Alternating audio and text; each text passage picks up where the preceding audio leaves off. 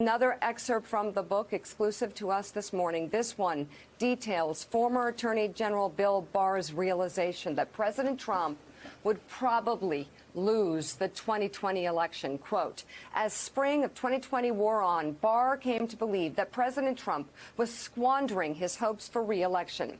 It felt all too familiar.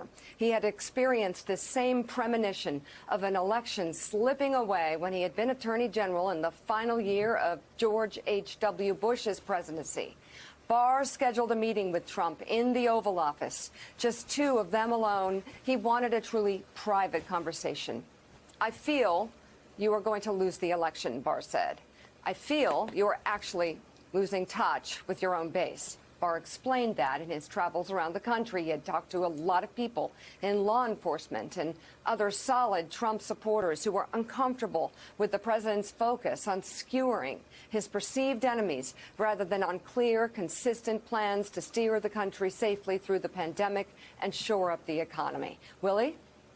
The report goes on in the book, quote, the only reason you won last time, Mr. President, is because of the grab them by the pee comment, Barr said, according to the account he shared with others.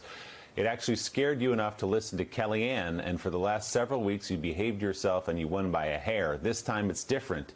You cannot wait until the end. I feel a sense of deja vu, which is, I think you're going to lose this election, Barr continued. I think that if you wanted to, you could walk into a second term, COVID and all. You could go down in history as an amazing president, and it is yours for the taking, but it's about you, and you're turning off enough people to lose this election.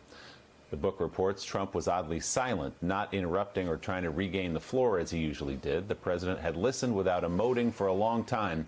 He did not ask any questions. He did not push back. Now, as Barr's spiel came to an end, Trump nodded and said he appreciated the advice. Barr left hopeful. The president had really taken his message to heart, but he could not be sure.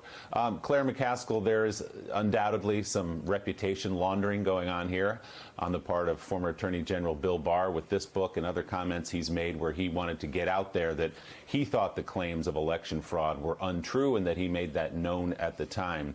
But what do you make about this push and pull? The one thing that jumped out to me is him telling Donald Trump, you're losing your base. Well, that was patently untrue. Donald Trump still got 74 million votes in that election.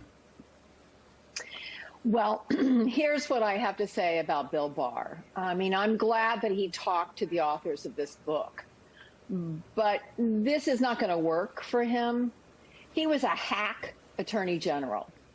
He was an attorney general that gave a short shrift to the rule of law and to the norms that this country expects when it comes to separation of politics and the Department of Justice. He did this president's bidding in unspeakable ways. And if you don't believe me, you ask the line prosecutors in the Department of Justice.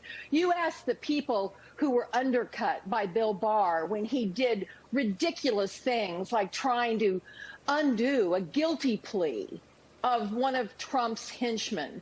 So I am really have little patience for Bill Barr. If he wants to do the country a favor, then I think he needs to come out of the shadows.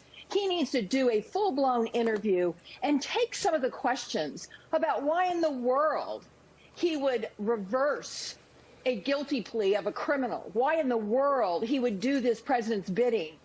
And yeah, he walked away at the end. I'm sorry. It doesn't do any good for me. I could care less that he walked away at the end. What a jerk. You really crystallized it there, Claire McCaskill. Thank you.